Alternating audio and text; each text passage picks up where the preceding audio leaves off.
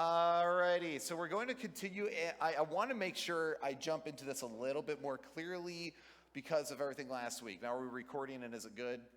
We're good there? Sweet. Thanks, Joyce. Also, I'm going to do, if there is a question, I'm going to try to practice the active repeating the question, because people who listen online are like, cool, I see you like nodding your head and then you respond, but I don't hear the question. And we don't have mics that pick up the audience, so it turns into hearing a one-sided conversation, and it's not interesting. So I'm going to remind me if you ask a question to make sure I repeat the question back, so that way they know what the heck is going on. So again, we are continuing our series on the Atonement, and I am coming at it from a Christus Victor perspective. And I want you guys to understand the way I teach is I do what we call inductive, not deductive.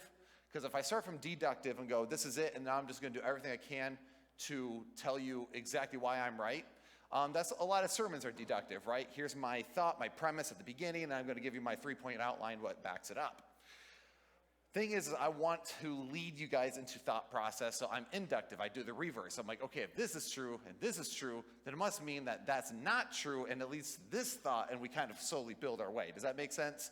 So, because I feel like that's what you have to do in theology, is we have to be more inductive in that sense. So that's why I'm starting this in a different way than maybe some people might understand.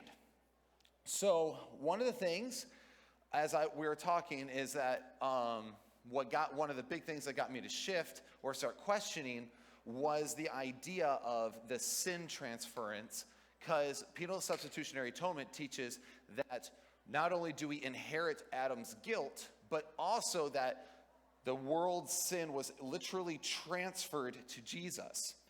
And then what became increasingly more difficult for me to reconcile when I started understanding the Torah, when I started understanding the way Israel looked at sin, and I started seeing that a lot of verses seem to indicate that that's not the case, that that can happen. Now you can sit there, and now some people say, well, God can do whatever he wants, and we can have that conversation, but I'm just letting you know my thought process and what got me to go, wait a second. Not sure if this is the right way to look at this. Either way, it's not heretical. So we're going to do a quick review. And then what we're going to do is I'm going to break down Numbers 14 a lot today, because this caused a lot of discussion last week. And I think that's good. I love that. I'd rather us ask 40 questions and me only get 2 points in than for us to not ask the questions that we have in our mind and you pretend that it's not there. Does that make sense? So I prefer questions. So first off, I don't believe that the Bible teaches that sin is transferable. I'm not going to read through the entire passage of Ezekiel 18, but I do think there is a nifty part here that in Ezekiel 18, verse 19, he says, "Yet you say, why should the son not bear the punishment for the father's iniquity? When the son has practiced justice and righteousness and has observed all my statutes and done them, he shall surely live. The person who sins will die. The son will not bear the punishment of the father's iniquity, nor will the father bear the punishment for the son's iniquity. The righteousness of the righteous will be upon himself, and the wickedness of the wickedness upon himself." And this is him speaking of God's justice, right? I am not going to punish the children for the deed of the parent. So that causes some instant like, whoa, okay, well, if God's our father and Jesus is the son, then how can I sit there and say that the sin was transferred to him when it's really my sin is my sin and it won't be upon the father? That instantly seems to cause some sort of contention, especially if we believe I'm what we call philosophically a realist, which means that I believe that the laws of logic apply to God as well. In other words, God can't be contradictory. That's what nominalism teaches, that God can do those things. And Augustine said that the laws of the logicians don't apply to God. And that's how they would justify the idea that God can will evil and still be good, which I still think creates a major problem, if you know what I'm saying. So I'm like, well, if this is how God views justice, that the guilty are guilty and the innocent are innocent, or the righteous are righteous, then that must be how he views things. So that instantly puts me in a situation when I was dealing with penal substitutionary atonement of, well, if I'm guilty, then how can God punish the innocent instead of the guilty? Why would God punish the innocent for the guilty? And is that just? Well, based on this, no. So, in fact, when Micah was saying when he was first talking to people about some of this stuff, Ezekiel 18 almost always spun him out because it instantly goes, whoa, wait a minute, this is not traditionally what I've been taught. Then you go to verse 21, he goes, but if the wicked man turns from all his sins, which he has committed, and observes all my statutes, now remember, this is the wicked man, right, who is guilty, and observes all my statutes and practices justice and righteousness, he shall surely live. He shall not die. All his transgressions which he has committed will not be remembered against him. Because of the righteousness which he has practiced, he will live. So what we have here is we don't have the idea of a wrath needing satisfaction, do we? What do we have? A letting go. I forgave. Well, that's different, again, than what we traditionally are taught from the Protestant Reformation and from Anselm's satisfaction theory. Because remember, I'm giving you a quick review because I want you guys to understand that this is the train of thought I'm going down. Okay, I'm just bringing you guys down the rabbit hole with me. All right. Anselm, 1,000 years into the church, did not like the idea of God paying a ransom or that Satan having rights at all. So he looked at it instead as sin is an affront to God's honor, and really God needs to have his justice satisfied because we have offended him so in our sin. I don't have a problem with saying sin is offensive to God. I don't think that's a problem.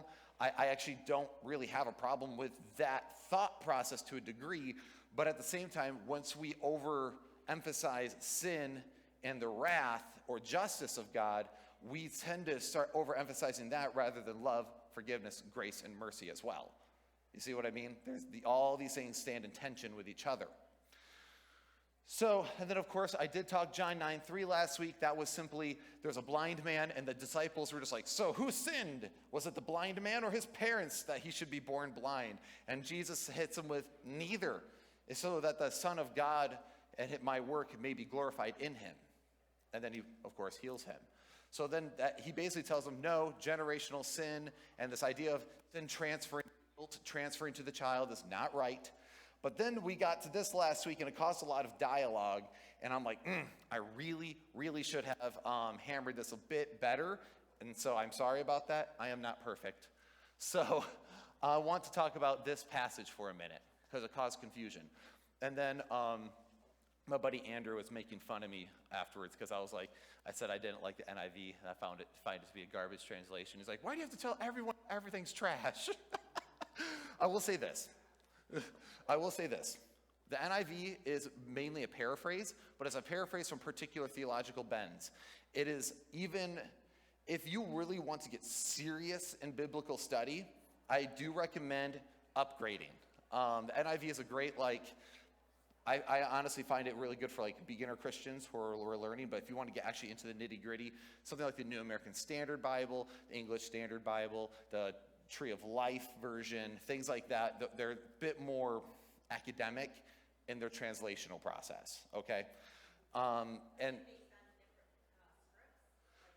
not necessarily, some of them, yes. It's the translational process and the methodology behind it is different. Because the NIV focuses a lot on what we call paraphrase. So it's just taking a general statement, how do I paraphrase this and make it easy to process? Problem is that you lose sometimes very specific accuracy when you're paraphrasing. So when you're dealing with something like the NASB, the New American Standard, NASB. I'm using the standard Bible language lingo in the weird world, but the NASB is way more literal in its translation. What the problem is, though, when you get too literal, is that we can run into what Westerners do, which is we say, it says this word, not that word, when really you're not taking into also the context. That's why the English Standard Version is very popular for people, because it mixes literal with dynamic, and it brings them together. The problem is that it does have a reformed leaning as well. So you have to remember, translations are translations. They're complicated. This is why I use a plethora of them. I use the NASB, I use the ESV, I use the TLV, which is the Tree of Life. It's a Jewish translation. And then I use the Complete Jewish Bible as well. It's once I read all four of those in a complicated text, I usually have a really good idea of what's really happening. Because sometimes you read one and it has more of this leaning, you read one, it has more of that leaning, and then you compare a few, then you get a fuller picture. Because actually, Nathan and I had a good conversation last night when he was talking about Spanish. We have English has such a rigid sentence structure. And so, and for example, Hebrew's everywhere, man. Like one word can mean like 6 different things, and it's got this meaning with this subtext in it, and also it's so complicated in comparison to our own that sometimes it doesn't translate well. It can be difficult. So, let's actually examine Scripture. So if you have your Bible with you, go to Numbers chapter 14. Numbers 14. As my point is that sin is not transferable, and generational sin is not done through transference. Because the idea is that, how many of you ever heard the statement like, we inherited Adam's guilt? Right, yeah, we've all heard that. But have you ever, when you heard that, did you ever at least have a red flag? Maybe you accepted it, but you had a red flag. You're like, I don't really know how I'm guilty of that, but I guess it must just be true, right? Like, have you ever had that question, Nathan?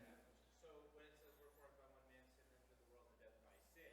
Romans 5? Yeah, that would be more of the C.S. Lewis Snow White Witch. They drag sin into the world and not, I literally have the sin nature from Adam. Well, yeah, we'll get to that. First, hold on, I'll answer that. Kyle, you guys might be along the same line. You might be able to hit 2 birds with 1 stone.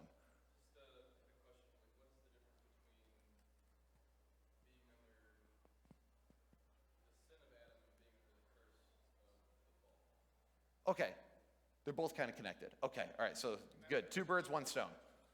Right, so the question was essentially, okay, then what about through one man did sin enter the world and death by sin? And then yours was essentially, how are we under the curse of Adam, and how do those things interact? How do you interact with this? There's a few ways you could go about this. One, I don't think saying his guilt is transferred to me or I inherit his guilt is a good way to put it, because it means that literally his sin becomes my responsibility. I think that's the wrong way to look at it. I think there's 2 ways you can do this that are consistent. Instead, you could say we inherit a nature, which is different than inheriting guilt. So if I inherit a nature, then that means I live in a fleshly nature, which is the same fleshly nature he had, but I don't inherit his guilt. My guilt is my own, but I have a nature that I inherited. Does that make sense? So when it says, when people quote Romans 5, if you read through Romans 5, you'll notice this. It's a comparison between life in Adam versus a life in Christ. Those are your 2 big comparisons. So he's going, through one man sin entered into the world, and death by sin. Sin entered the world. It doesn't say sin was transferred to you from birth. You inherited Adam's guilt. There's a lot of baggage that we take with sin entering the world there. And we just kind of make presuppositional breakdowns. So I think you can either say, 1, that you inherit his nature. I say we inherited the knowledge of good and evil. Mine's more of a Judaic view. We inherited the knowledge of good and evil, and because that was the forbidden knowledge, we weren't supposed to have it. And what did God say? He's become like one of us, knowing good from evil. Problem is that we are bound by this thing called the sinful flesh, and our flesh is weak. So once we have this knowledge, we have desire, and in James 1:14, I think. James 1:14, when desire leads to action, it is sin. So that is why I say children are born innocent who become sinful, because in Genesis it says, from the days of your youth, their hearts are turned toward evil. But in Deuteronomy it says, your children who do not know good from evil. So it depends which way you want to interact with that.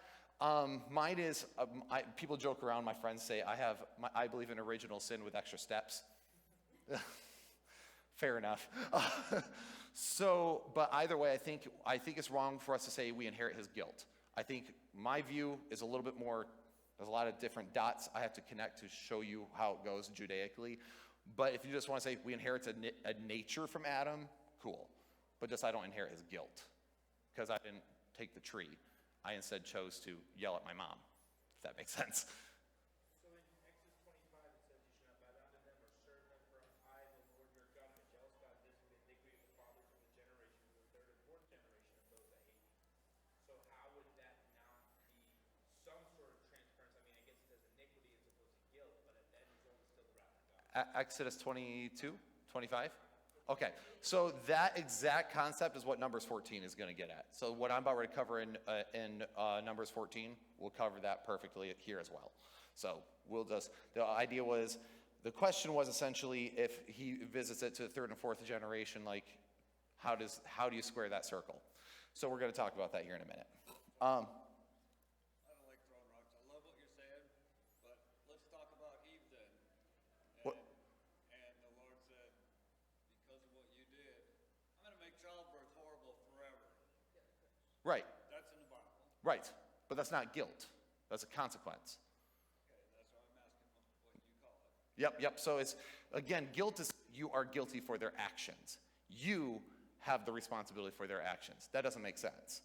So to say I inherit guilt doesn't make sense. To say there are consequences of sin entered the world, and there's things like that we can discuss. But to say guilt specifically is unique, because that means I am guilty for his sin. Does that make sense? Woo, that voice crack though. So that's why, and I know some of this is like, what's the difference? But I think being specific and being precise is important. Okay? So let's get to Numbers 14. 14:18. This was the verse that caused a lot of discussion last week. So I decided to pull up a bunch of different translations to show you how this works. You're very welcome. All right, so NIV, yet he does not leave the guilty unpunished. He punishes the children for the sin of the parents to the third and fourth generation. And you go, boom, like I totally see that. When you brought that up, I'm like, that must be an NIV thing. And I was like, that threw me off guard. And once I read it, I was like, oh, I could definitely see why you're like, this guy's crazy. That's But then you get to the NASB, ESV, and King James. They all say basically this way: he will by no means clear the guilty, visiting the iniquity of the fathers on the children to the third and fourth generations. HCSB, or the CSB, that's the Christian Standard Bible, okay? That's the old translation of it, HCSB. He will not leave the guilty unpunished, bringing the consequences of the father's wrongdoing on the children to the third and fourth generation. The CJB says not exonerating the guilty by causing the negative effects of the parents' offenses to be experienced by their children and even by the third and fourth generations. And the TLV says he does not leave the guilty unpunished, bringing the iniquity of the fathers upon the children of the third and fourth generations. So you're getting a kind of a bigger picture here. Now, let's discuss this a little bit further, because it's going to actually address your point here as well, Nathan. So you move forward a little bit. He goes, so if we go into across translations, there are obviously varying results in how this is read. God punishing the children, as we saw in the NIV, or comparing the punishment of the guilty by not punishing the innocent of the children, or the negative effects of the parents impacting their kids. Thus, it's important to ask, what is the syntax? What does it mean from a Jewish perspective, and who is speaking? I want to say this whenever you're reading the Torah, or the Tanakh in general. Be very careful not to read it like a Westerner, which is very hard because we're Westerners. So we naturally read this and go very literal, and we go very structured, and we go, well, this means that. This equals that. Hebrew mind does not work that way. In fact, they're known for hyperbole a lot. And it's actually one of the biggest problems, that some people read Psalms, which is loaded with hyperbole, as extremely literal. We do the same thing in Proverbs. In fact, let me use a quick example of this. In Proverbs, how many of you guys are familiar with the verse, train up a child in the way he should go, for when he is old, he will not depart from it? Right, we all know that verse. However, how many of you have known someone who raised their child in the way they should go, and the child did depart from it? Yeah, we all have known somebody. So does that mean that the Bible's false? No, it's Hebraic hyperbole. The concept here, the principle at the bottom is, if you train up your child right, they should turn out right. Does not mean that suddenly you don't get an Absalom in there, right? So we have to be careful not to take certain things in a very structured mind, and because we, as Westerners, we like this thing called systematic theology. We want to create a systematic in every verse. Not every verse is loaded with that. So, however, I don't think this verse actually is going to require nearly as much of a breakdown. But another thing I wanted to give you was the idea of Torah Case Law. How many of you have ever read parts of the Law of Moses and went, what the actual heck? Yes, all of us, right? For example, I had somebody pull this on me the other day. How many of you ever read that one part that talks about a woman who is assaulted by a man in the city? And if she screams, only he is hung, but if she does not scream, he and her are put to death. But if she is out and this man forces himself on her out in the wilderness, only he is put to death. So the question is, okay, in the city, if she doesn't scream, she gets killed, but outside she does? What does that even mean? And wow, that seems pretty intense. This guy is forcing himself on her, right? This is rape. But we are missing the syntax and what the idiomatic language is saying. What they're saying is that if you're in a crowded area and a man, and this goes with this woman, he is committing adultery, and if she does not resist, that's the idea of screaming, does not resist, then it means that they fornicated. But meanwhile, if she's outside the city, and then what happens later is that she claims rape, right? Well, I was raped. They're like, really? You were in crowded areas, all sorts of people around, and you were just hung out in his tent and you were raped? Okay, but out in the wilderness, the benefit of the doubt is given. So the point is that we sometimes, that law was meant to protect women from being taken advantage of. But we Westerners, we read it, and I can't tell you how many times I've had to correct that. They read it in the reverse. They think it's hurting women. And it's like, no, it was helping women because women actually have rights in Israel. So when you're dealing with Hebrew, which is the Old Testament mostly, you sometimes have to be like, okay, that seems weird. Am I looking at this from my view? And you might have to look up some studies or whatever to help get a more well-rounded view. And the other thing is fun fact, whenever the woman caught in adultery, okay, let's talk about this. I know that you're like, how does this all deal with the atonement? I'm trying to get you guys to understand Old Testament, okay? So the woman caught in adultery, we oftentimes look at it as these mean Pharisees want to condemn this woman's sin while ignoring their own sin, correct? True, okay, that's not wrong, but there's another part there. Because if Jesus really believed the law of Moses was good, shouldn't he have had her stoned to begin with? He should have agreed, right? But the problem is that we're missing part of the context.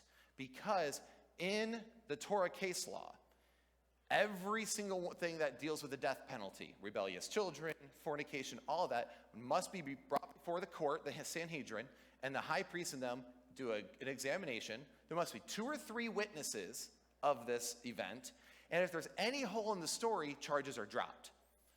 But if not, so the high priest, if he had more than 2 people killed within a 7-year tenure, he was considered bloodthirsty and unfit for office.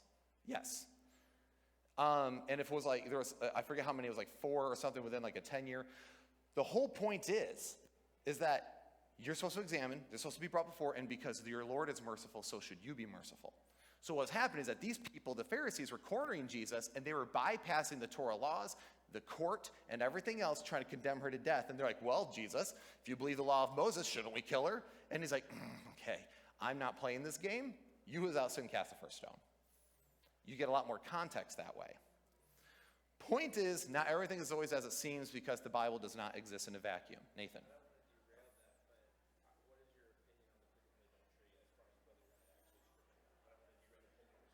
Oh, the pericope adultery, whether or not it was even in Scripture, John said that part.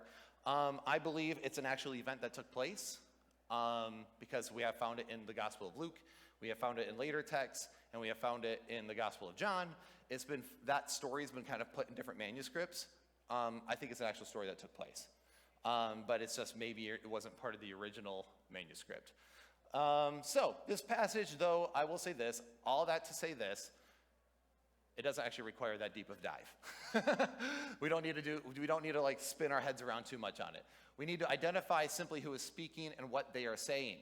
So remember, context is important. Verse 11 says this, the Lord said to Moses, this is God speaking, how long will this people spurn me, and how will they not believe in me despite all the signs which I have performed in their midst? I will smite them with pestilence and dispossess them, and I will make you into a nation greater and mightier than they. God's mad. He's like, these people are spurning me. I'm not having it. What? After Egypt. No, this is after Egypt. He's talking to Israel. So Moses pleads with God because he's like, these are your people. So he goes, and this is hard to read up here, I know, but I threw it all up here. But Moses says, so this is Moses speaking. This whole verse that we're discussing is Moses speaking in response. Moses said to the Lord, then the Egyptians will hear of it. For by your strength you brought up this people from their midst, and they will tell it to the inhabitants of this land. They have heard that you, O Lord, are in the midst of this people. For you, O Lord, are seen eye to eye, while your cloud stands over them, and you go before them in a pillar of cloud by day and a pillar of fire by night. But if you slay this people as one man, then the nations who have heard of your fame will say, well, because the Lord could not bring his people into the land which he promised them by oath, he then slaughtered them in the wilderness. So Moses was making a quick point here, like, God, think about what the other nations will think.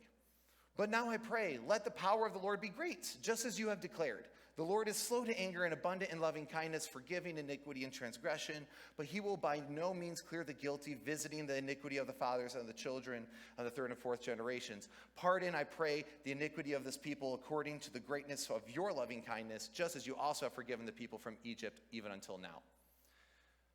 What is Moses' point here? Moses is doing exactly what Paul does in Romans 1 and 2. When he's like, no one seeks after God, no one did that. And he just, when you read Romans 1, it's just like a plethora of crap being thrown about how horrible things are. It's a typical Hebraic thing. What they do is they don't even really finish their sentences. They just take different parts of the Tanakh and they shove it together to make a case because they assume that you know the rest. You know my point.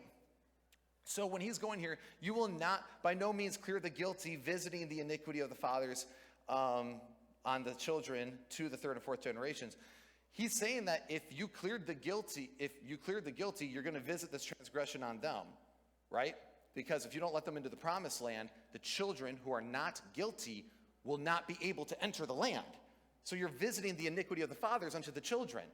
Don't do that to us, Lord. You promised us this land.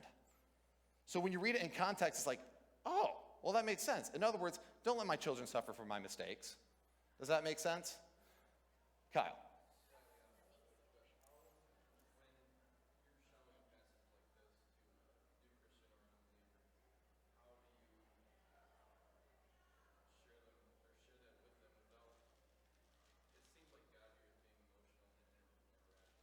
Oh my goodness, so thank you for bringing up a question that the church has debated for 2,000 years. So the question was, how do you discuss this with an unbeliever basically who sees that God seems like he's angry and irrational and responding to Moses? We had this conversation at a fire pit last night, literally. That goes into a big debate on whether or not this is hyperbolic, like this is more of like Moses writing this down and he's saying, hey, God was angry and I was the mediator between me and Israel, and I prayed that God showed mercy, and he did. So it could be more hyperbolic. Other people who are like almost on the open theist camp or dynamic omniscience camp would say that, no, this is actually God responding because God is angry. He's like us. He reacts. He acts and reacts. He has feelings, and he can act and react in those moments because you have to remember that they were committing idolatry, right? They weren't worshiping God who bore them out of Egypt. And if you read Hosea, he compares idolatry to basically being a whore, which is a really nice thing. This is like over the intercom, and people in the lobby probably just were like, whore. But that's what he calls it. So I think there's that. There's also could be the whole, if you take a Molinistic more approach, it would be that simply God knows that if he shows his anger, that Moses would show humility and plea, and that God knows exactly what he's going to do next, and it's like a way of God interacting with man while also knowing the possible circumstances. Bottom line is that's at least three decent answers to avoid that. Nathan. God goes all in and Moses folds. Pretty much it would be like, okay, I know if I say this, I'm going to show my anger to Moses, but by showing my anger to Moses, I also know that he will tell the people how angry I was, and that it'll end more in obedience and respect and honor to me. Honestly, I think there's all three of those. It really depends on what your theological leaning is. If you take a reformed approach, it would simply be basically God is God and he's expressing this and he's ordained that this is how he's going to work with Israel by expressing his dissatisfaction, and Moses will respond. So it really depends. I'll take a Molinistic approach along with God being in time and responding, and Moses saying, hey, he was mad, I interceded, but God showed mercy in the end. It's kind of the point. So I guess it depends on how you want to answer that. Does that help at all? I don't know. It's fun. Look into open theism and let me know your thoughts next week. It gets wild.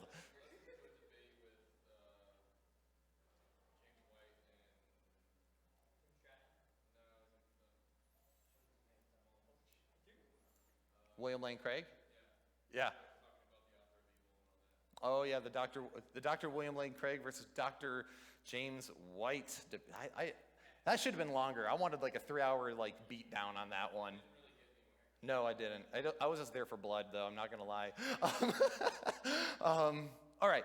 So now we see Moses' train of thought here, right? We see what he's saying. Now remember, this is Moses saying it. This isn't even God saying it. This isn't saying this is how God works. Instead, we see how God works in his response to Moses. And he goes, so the Lord said, I have pardoned them according to their word, but indeed as I live, all the earth will be filled with the glory of the Lord. Surely all men who have seen my glory and my signs, which I performed in Egypt and in the wilderness, yet have put me to the test these 10 times. Goodness, Lord is patient. And have not listened to my voice. Shall by no means see the land which I swore to their fathers, nor shall any of those who spurned me see it. But my servant Caleb, because he has had a different spirit and has followed me fully, I will bring into the land which he entered it, and his descendants shall take possession of it. So what does God say in his response? Moses is going, hey, don't make the children suffer for the deeds of the father, okay? Show mercy. And God goes, okay, I will show mercy. Those who actually spurned me will not see it, though. Those who are guilty won't see it. But their children will, but except for Caleb, he was a good boy. Right? That's the idea we get. Jim.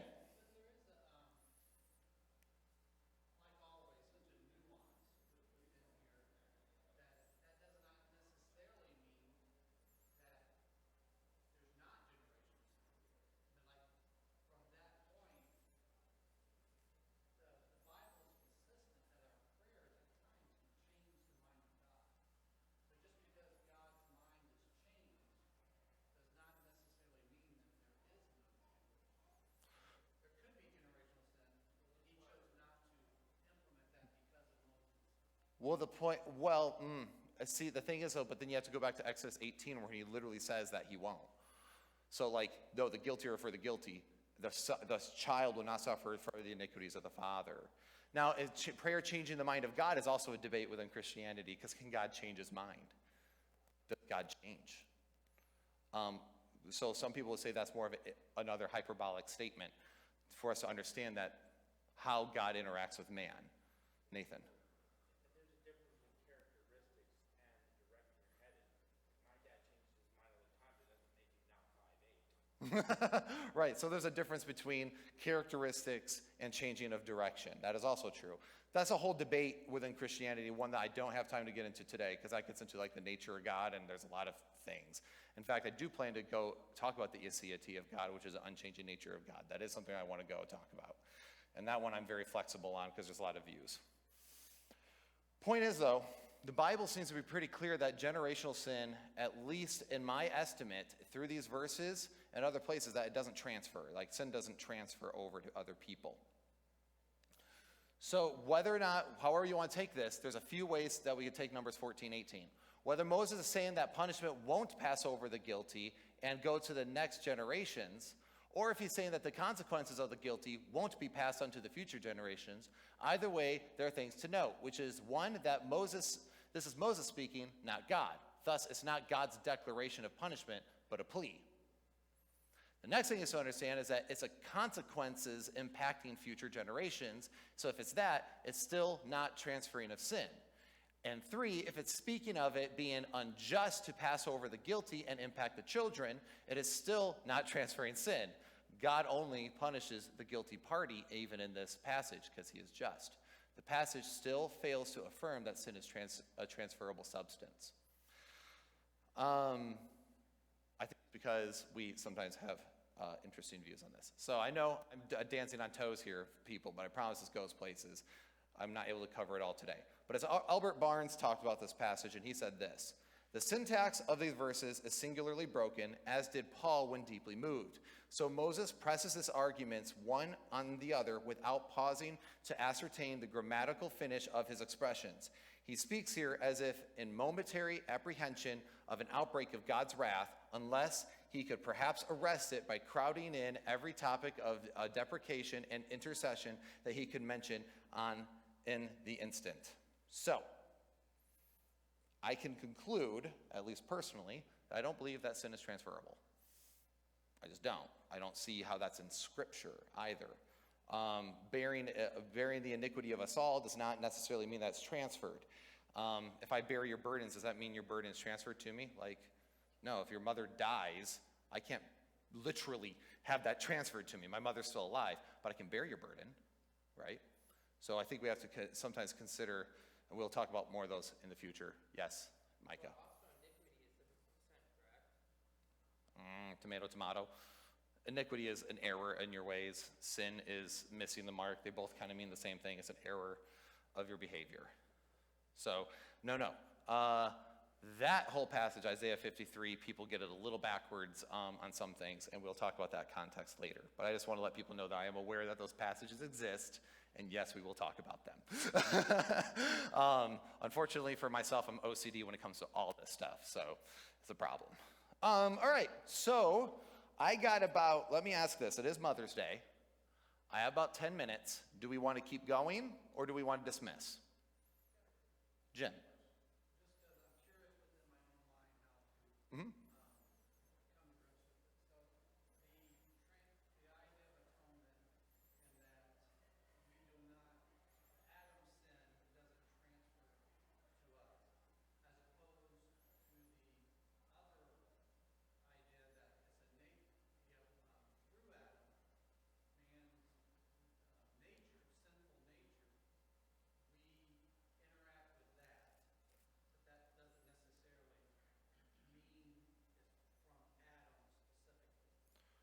Well, I'm not sure if I'm following the question.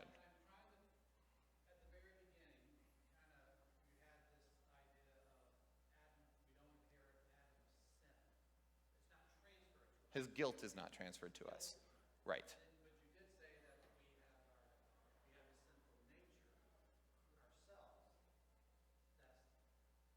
Right, so there's a different ideology on how that would work. If I took someone's guilt, it would mean that I am guilty on their behalf. So in other words, if Micah robbed a store, I inherit that guilt. I now am also a robber of a store, even though I never did it, but I inherited his guilt because I'm guilty for the same thing he's guilty of. So what I'm saying there, so that's why there's a difference between inheriting guilt, inheriting a nature, or having knowledge of good and evil. Those are all different. I'm saying that I think that the one that's definitely wrong is inheriting guilt. Inheriting a nature, because if you look at the knowledge of good and evil, the fall of man, if we can just use that general term, if we look at the fall of man as a moment that impacted mankind to have a different nature for the rest of eternity until God restores it, then it makes sense that, yeah, we inherit a nature, maybe one, some people say a sinful nature. I don't use that term as much. I believe we inherit a broken moral fortitude, which is a lot longer of a wordage, but it's a little bit more accurate, because if we say just sinful nature, then we also fall into the T of total depravity, and we can get into a lot of other crazy things, which is mankind so sinful they can't even choose God, and then you get into the election debate, and it's a whole house of cards. So for me, I'm like, well, no, we have a broken moral fortitude, which is why we see children at young ages do good and bad. They take joy in doing good and joy in doing bad, and we see that. Hence, because we have the knowledge of good and evil.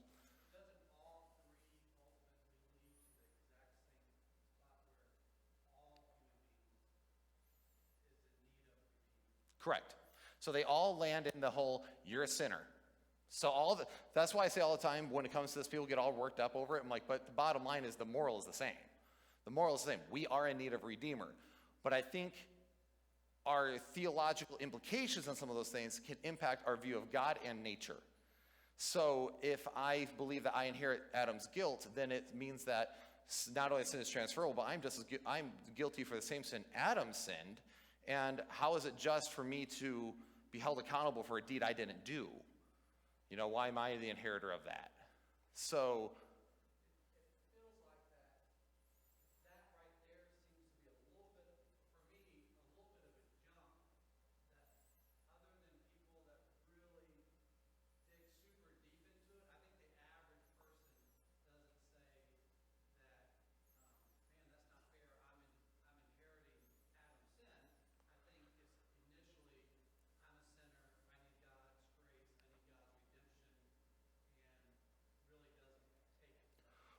I will say it does, and when a lot of atheists fall away from the faith. Because the Protestant Reformation a lot dealt with, from Augustine, who believed that mankind's born evil, wicked against God, from birth. That has implemented so much where people were like, and I've been told by atheists, well, if what you say is true, I didn't have a choice to begin with. I just got what Adam did. So, whatever. And it's very, and you go, wow. And when first time you encounter that, you're like, no, but I don't know how to respond to that. So it seems to make more sense to, okay, well, maybe I should get into the machinations.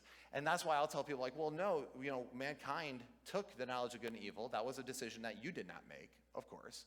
But now, all things that come out of Adam, the only thing that can come from Adam's loins is more Adam. So if mankind was given knowledge of good and evil at that point, you have knowledge of good and evil. You knew when you were 10 years old and you lied to your mom it was wrong, right? Yeah. So you knew it was wrong. So you made a choice with the knowledge of good and evil to choose evil, and now that's what you're held accountable for.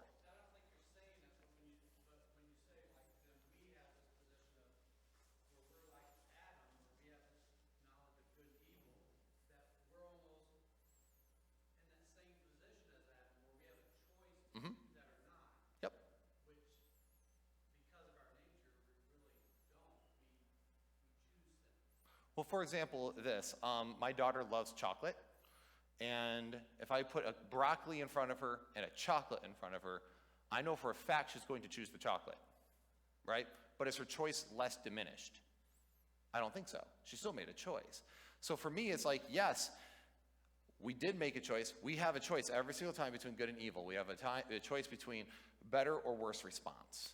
So if I have the ability to choose otherwise, then I should choose otherwise. And if not, then to him who knows to do good and does not do it, to him it is sin. Problem is, we can't get through life without sin because we live in a fallen world. Everyone's sinful around us. We are sinful too. We have those desires, but the onus is on us for our sin, not necessarily on Adam. But Adam brought creation down, and then we have chosen evil too because we have that knowledge. However, that's why Jesus, the second Adam, or the last Adam, however you want to word it, was so important, because he did something on behalf of mankind. The incarnation is actually a really important part of the atonement. So that's why I don't like, if you get into what a lot of people teach, is that we inherit Adam's guilt. And that comes with some heavy implications. Like, I'm guilty for something I didn't even do? Well, if you say I inherited his nature, that's a little bit easier, because his nature is he has knowledge of good and evil, right? So I inherited that nature. That's fine. I don't really have much of an issue with that. But I think if we say sinful nature all the time, I think that also has some other implications. I'm very careful on how I'll word things, especially when I'm working with people who are unbelievers and were taught shallower theology. And my favorite part is to just kind of like, when I'm working with an atheist, like, nope, that's what it says. And they go, oh, that makes a bit more sense. I'm like, yes. Nathan. So then you would not be able to be held culpable for anything until you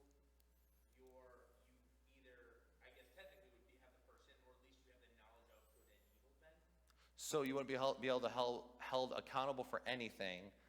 Well, not anything, but like you wouldn't be able to be punished, because at that point you're punishing someone for their nature and not for their actions.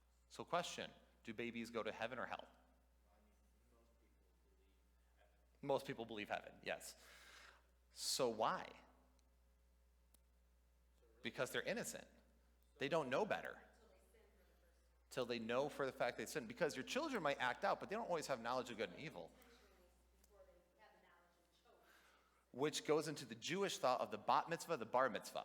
which is when they become sons and daughters of the commandments, which is girls 12, boys 13, is when they would say, because that's roughly when, think about it, in your adolescent years, that's when you really started connecting dots, right? Where you're going, oh, that does impact people. When you're a kid, you're just kind of action, reaction. You know it's wrong, but like you don't understand it fully. And that's where that concept came from in Judaism. So that's why I think Genesis says, from the days of your youth, your hearts are turned toward evil. And youth, that same word is used to describe young prostitutes, also children as young as like 3. So you have I think it's whenever you've made that conscious choice. Because also, remember, Romans all throughout it is continually hammering home the idea, when there is no law, there is no sin. If one does not know about the law, he cannot be held accountable for sin. This is all throughout Romans. Like, that's a continual, but when the Gentiles do that which the law requires, they are what? A law unto themselves. And so if you read Romans, you really get that impression where you're like, oh, I see. I can't hold somebody. God doesn't even hold people accountable unless they know better. But everybody's got an excuse to some extent because we all just sort of know better on certain things. Yes, because the law is written on your heart. Yeah, because you've been following it this whole time. Okay, how about people who have never heard about that ever? Tiffany's like, I'm calling. That's how stubborn they not know it all, so they're not going to be held accountable. Right, which is why Romans 1. So Romans 1 does such a great job at that, because I know. Romans 1, he's like, look at all of creation, therefore you are without excuse. Creation shows handiwork of God. And now I think people are going to be judged. Hi, honey. I think people are going to be judged on how they also respond to that general revelation of God. I'm a Romans 2 inclusivist, called me a heretic. Not everyone agrees with me on that, but I'm like, well, some dude in some island somewhere might look to God, and he might not know his name even. He might not have a Bible in his language, but he knows God's real, and he tries to honor that which he knows is right and that which is wrong, which is written on his heart, because we are created in God's image. So I think this is where, right here, what we're seeing too, is this is where the natural reaction comes from, because we like systematic theology. We like the black and the white. And it's like, well, it's actually a little bit more nuanced if you get into how the Jews believed it. If you see how the Bible describes human nature, you see kind of this but also it says that Jesus took on the likeness of what? Sinful flesh. Well, does that mean he was sinful? Because he's in sinful flesh? Well, no, obviously not. I'm not a heretic. But what does that mean? Well, flesh in and of itself is weak and corrupted. And that's why Jesus even endured temptation. That whole point was he endured temptation within the flesh of man in the same state that we have it. It says in Hebrews 2 that he was like us in every way. Yet he resisted temptation all throughout in the flesh and redeemed mankind, destroying sin's power over us. So then the condescension demand would demand that Jesus has the ability to sin even though he didn't. That gets into a highly contentious situation. Could Jesus have given into those temptations? That's another big debate in the church. This is, I know. I see what happens with theology. You spark one thing and you go, your spider web, 14 directions, and you start trying to wrestle with it all. That's why we like our systematic. Our systematic is a lot safer. We're like, nope, like these answers, we're good. But then somebody brings a good objection, you go, I don't know how to respond to that. This is why I think it is good to, even if you disagree, you can walk away going, I understand that concept now. Now somebody brings up this objection, I can say that, hey, Christians debate about that. This is what they also say. Here's my thoughts. Well, I don't like that. Well, what about these? Oh, that makes more sense. Cool. Welcome to the kingdom, brother. That's what I was texting Zach Moore. I don't know where he's at today, but I was texting Zach the other day, and he was like, well, if nothing else, this is really helpful because I think no matter what, we're all going to have a better understanding of things. And I was like, yeah, weaponize all of it. If you think I don't weaponize the courtroom thing while evangelizing, you're crazy. Even though sometimes I think that there are some implications there, but sometimes with a person, we're Westerners, we think that way. So sometimes it's easy to use that example to at least get them to go, oh, I see what you're saying. Like, okay, great. Now let's talk about those nuances. So, Pastor John. What do you mean by the laws written on your heart? For an unbeliever, what do you mean by that? Hi. For an unbeliever that the law is written on their heart? Yeah, I mean, because clearly we know from Jeremiah that under the new covenant, the Holy Spirit is what allows the law to be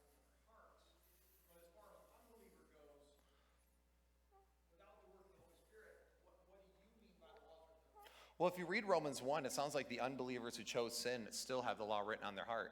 Oh, you want to go to mom now? Make a decision, child.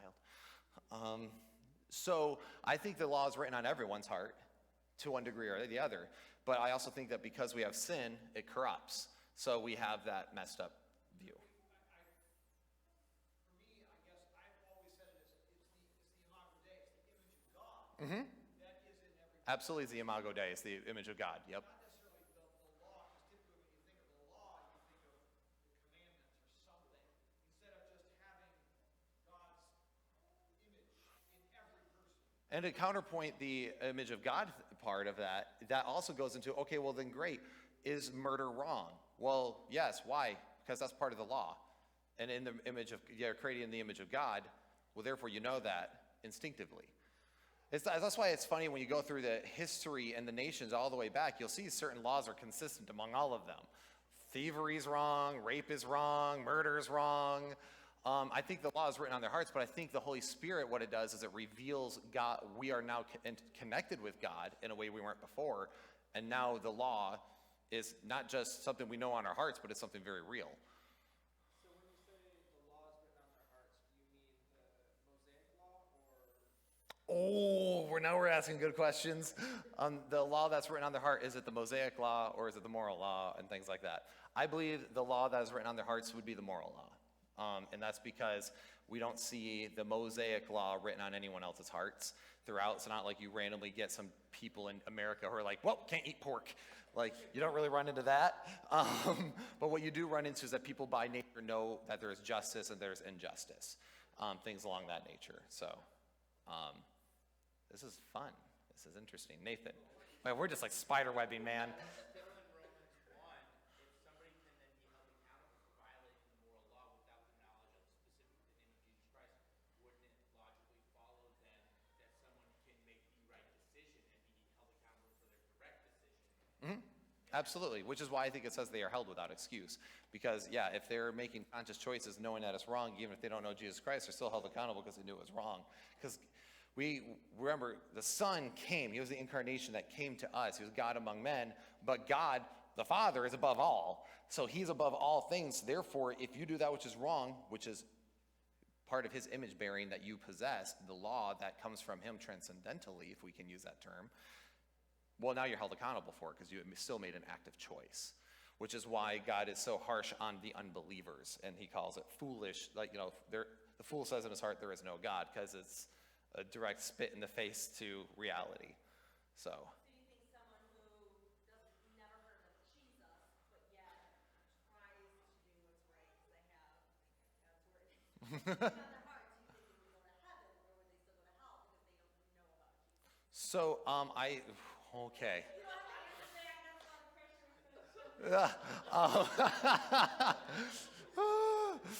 Hot seat, baby, hot seat.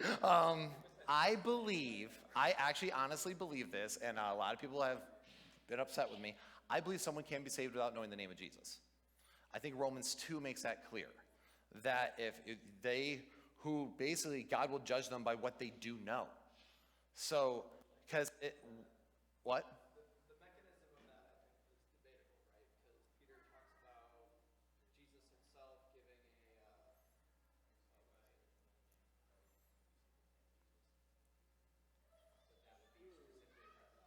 Well, but what? Yeah, if you don't, if no one can come before me except through Christ and things like that.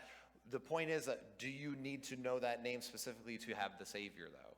Because Jesus still is doing the saving. His blood is still the one that's covering.